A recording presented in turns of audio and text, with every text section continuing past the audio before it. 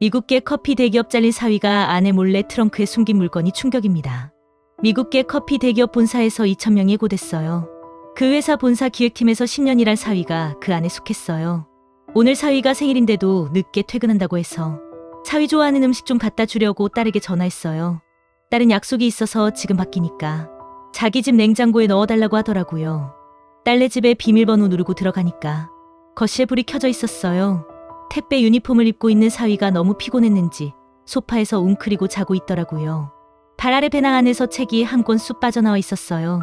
굴삭기 운전기능사 필기 교재였어요. 저를 보더니 화들짝 놀라더군요. 장모님, 연락도 없이 한참을 아무 말도 못하더라고요. 구조조정됐어요. 3개월 전에요. 그간 퇴직금으로 월급이라고 하면서 집에 가져왔고요.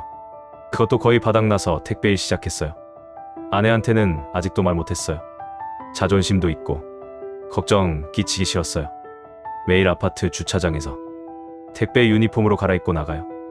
낮엔 택배 뛰고 굴삭기 자격증 따려고 밤에는 혼자 공부해요. 20군데 넘게 이력서 넣었는데 다 떨어졌거든요. 이 방법밖에 없더라고요. 36살 사위가 제 앞에서 처음으로 울었어요.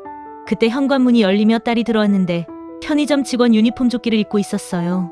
사실 저는 2달 전에 편의점에서 일하는 딸아이를 보았어요. 동네 편의점 유리창 너머로 계산대에 서 있는 딸을요. 저한테 말도 안 하고 시작한 일이라 딸아이가 당황할까봐 못 본 척 돌아섰어요. 그날 밤 혼자 많이 울었어요.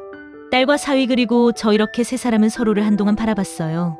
설명하지 않아도 다 알 수 있었지요. 아무 말도 안 하고 가방을 내려놓더니 딸이 사위 손을 꼭 잡았어요. 나 다 알고 있었어. 차 트렁크 열었다가 배낭 속에 있는 택배 직원 조끼 봤어. 말할 때까지 기다렸어. 많이 힘들었지? 사위가 고개를 저었어요. 편의점 알바 돈 모아서 굴삭기 학원 등록비 내가 낼게. 같이 헤쳐나가자. 사위가 딸을 조용히 안아주더라고요.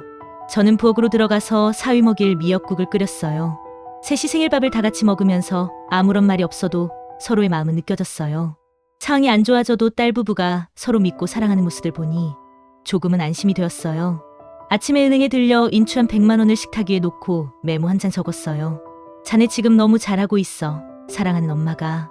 일찍 부모님 다 여의고 힘들게 살아온 사위가 제 앞에서 눈물을 흘린 모습이 자꾸 떠올라 아직도 마음이 아픕니다. 앞으로는 장모가 아니라 진짜 엄마가 되어주렵니다. 그 커피 회사는 매정하게 사위를 세상 밖으로 내쳤지만 가족은 오히려 사위에게 그 전보다 더 굳건한 믿음을 보여주고 싶어요. 힘들 때 말 안 해도 곁에 있어준 사람이 있다면 성공한 인생 아닐까요? 저희 가족을 응원하는 마음으로 구독과 좋아요 부탁드려요.